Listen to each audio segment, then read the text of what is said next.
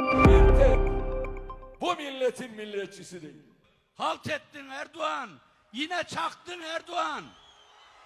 Türkiye saýlawlary dogry gidýärkä Türk siýasat gündemi hem 14-nji maýda bolmagy garaşylýan ýer saýlawyň öňü syrasynda batly çaýkanmaga başlady.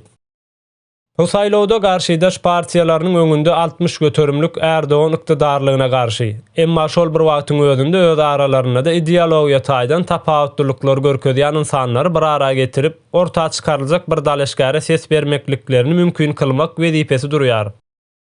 Netijede 6 partiýa 6-njy mart günü öz dalaşgarlar hökümünde Cumhuriyet Halk Partiýasynyň baş tutan Kemal Kılıçdarowyny öňe çykardylar. Şeýlelik bilen 6 partiýa garada duran Kürt saýlawjylaryň hem seslerini özlerine çekmegi başardylar. Munyň netijesinde Kılıçdarowynyň saýlaw gazanmagy hasda takyk boldy diýip Türk siýasat bilimçileri tarapyndan ananylýar.